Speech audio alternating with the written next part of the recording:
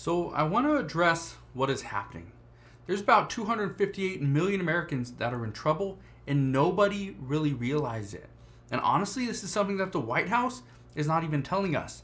The White House and other officials are saying everything is peachy, everything is going great, no worries here. But honestly, there are some worries. Here's what you need to know.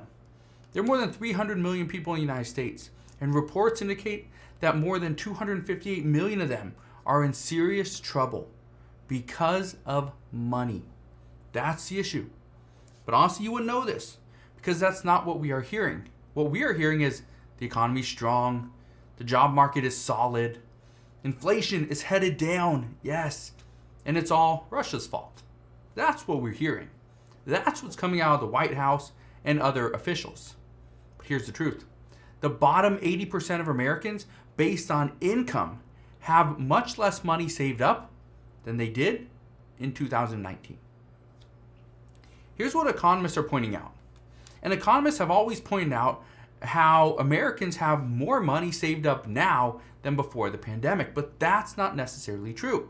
And even though in some cases this is true, not everyone has more money. Let me just explain this. For instance, the top 20%, okay, they have excess cash of $56,000 relative to 2019. The next quintile, they have of 60 to 80%, they have excess cash, they have $14,000, again, relative to 2019. The next has $9,000. The bottom 20 to 40% of Americans, they have about $3,000 more in excess cash. And the bottom 20%, they have 96 less dollars than they did in 2019. 96 less. Not more. They have less money. And the fact of the matter is, inflation is much higher. Everything is costing so much more money. The bottom 20% are absolutely screwed. The next 20%, between 20 and 40%, who have an additional $3,000 compared to what they had in 2019, again, screwed. But here's the truth. For everybody outside of the top 20%, you are going to see your excess cash eaten away by inflation. But this isn't what the White House is telling us. What we are hearing is things are looking better. Inflation is coming down. Even the Congressional Budget Office says we are going to be about 2%. We are going to be about 2% at the end of 2023 because, well, we topped out. We aren't going to see any more inflation.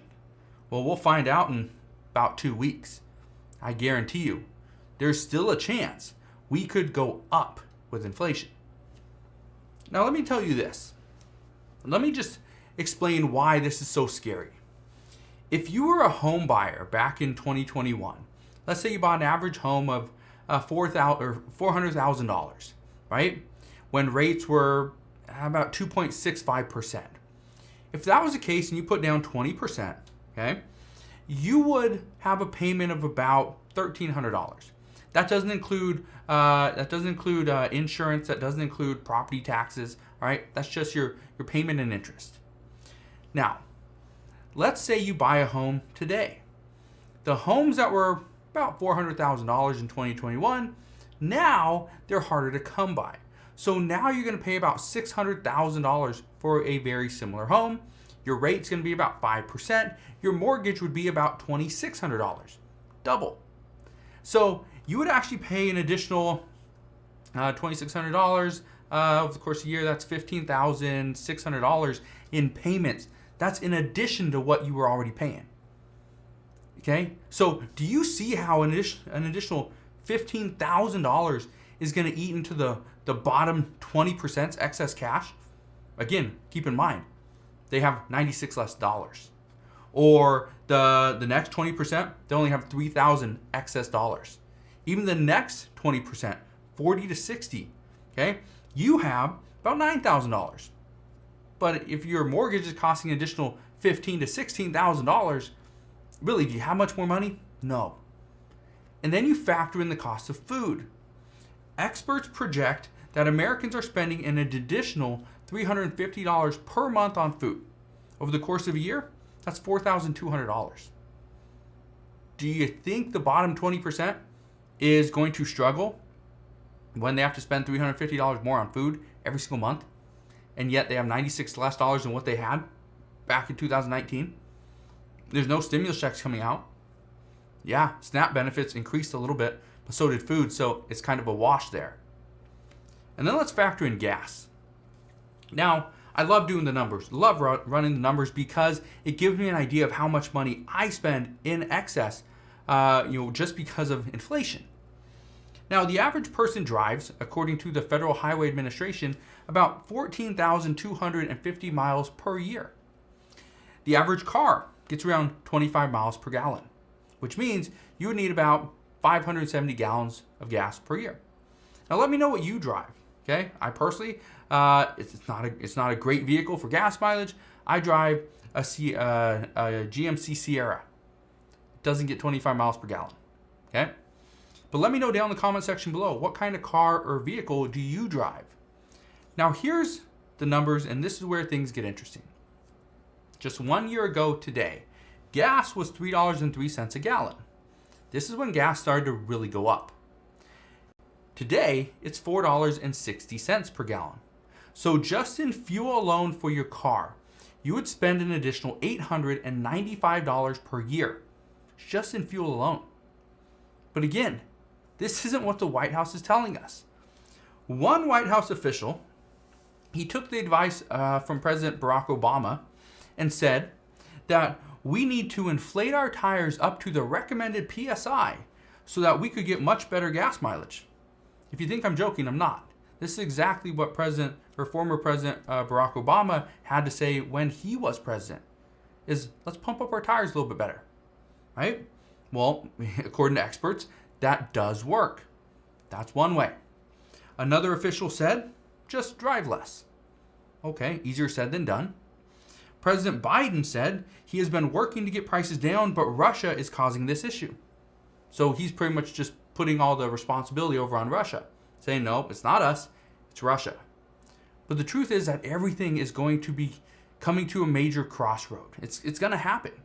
Food prices, gas price, diesel, right, regular fuel, right? We got all these things. Home prices are slowly coming down, but as they do, we may see more people sell. And then if they sell, do they have a place to move? Can they buy something? Right? Big issues. Then the stock market's obviously selling off. So we'll see what happens there. But what we are hearing is that millions of people could be negatively impacted far greater than they ever imagined. So if there's one thing that I can tell you about all of this, it's the White House is not going to tell you everything that you need to know. They're going to tell you what they want you to know. This goes for anything. Okay? This is why I tell you, don't just come and listen to my channel. Yeah, I'm glad you're here. I highly recommend you watch every single video, but at the same time, there's other people out there that are going to give you great insights from a different angle, different perspective. That's why I always tell you, yeah, that's great to have you here, but go and watch other channels. Go and see what's being said, from another person that has eyes, looking at from a different perspective. But even though I'm telling you that the White House is only going to tell you what they want you to know, not what you need to know, the same goes for lawmakers, right, in the Senate and the House of Representatives, our governors, right, city officials, world leaders, because one of the greatest strengths a person can have is knowledge. So, here's my advice to you. Don't ever stop learning about what is going on, because the second you do, I guarantee you will feel the impact. So, that's all I got for you guys today. As always, if you want to make sure you are staying up to date on everything that's going on, make sure you go ahead, click that subscribe button down below so you never miss an update. Again, just want to thank you guys for watching. Have a wonderful rest of your day, and I'll see you guys on the next one.